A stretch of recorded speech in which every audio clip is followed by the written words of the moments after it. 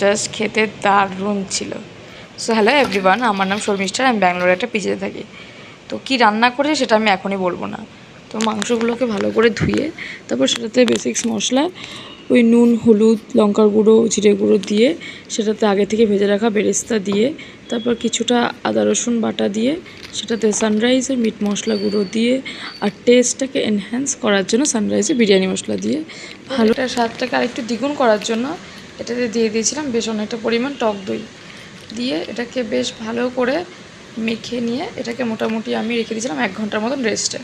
তারপর কড়াইয়ে তেল দিয়ে তেলটাকে গরম হলে ওটাতে গোটা গরম মশলা ফোড়ন দিয়ে সেখানে কুচিয়ে রাখা পেঁয়াজ তারপর কাঁচা লঙ্কা ফোড়ন দিয়ে বেশ ভালো করে ওটাকে অনেকক্ষণ যখন পেঁয়াজটা গোল্ডেন ব্রাউন হয়ে যায় ভাজা ভাজা হয়ে যাওয়ার পর সেটাতে কিছুটা আদা রসুন বাটা দিয়ে তারপর সেটাকে একটু ভালো করে ভেজে নিয়ে সেটাতে টমেটো কুচি দিয়ে ভালো করে মশলাটাকে কষে নিয়ে তারপর সেটাতে আমি একটা মশলা রেডি করে রেখেছিলাম ওই হলুদ গুঁড়ো, লঙ্কা গুঁড়ো, জিরে গুঁড়োটা দিয়ে ওটা দিয়ে তারপর যে ম্যারিনেট করে মাংসটা রাখা ছিল সেটা দিয়ে ভালো করে আস্তে আস্তে মাংসটাকে কষিয়ে নিতে হবে।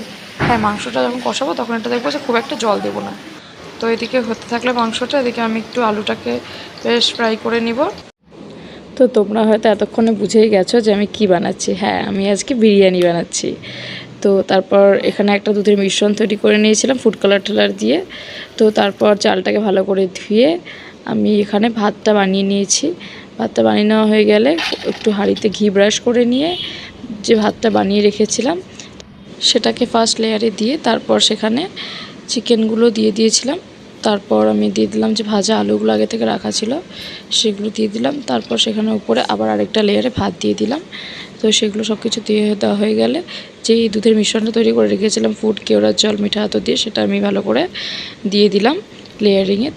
তারপর আগে থেকে ভেজে রাখা বেরেস্তাগুলো দিয়ে সেটার ওপরে সানরাইজের বিরিয়ানি মশলাটা সুন্দর করে দিয়ে দেবো। দিয়ে দেওয়ার পর ঘি দিয়ে দেবো ওপর থেকে, দিয়ে সব কিছু হয়ে গেলে ভালো করে ফয়েল পেপার দিয়ে র্যাপ করে এটাকে আমি মোটামুটি 20-25 মিনিটের জন্য দমে দিয়ে দিয়েছিলাম। তারপর 20-25 মিনিট পরে চলো খুলে দেখা যাক এটা কেমন হয়েছে।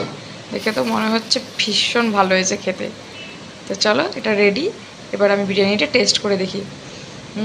জাস্ট দারুণ ছিল খেতে। টিল দেন টাটা, দেখা হবে নেক্সট ভিডিওতে।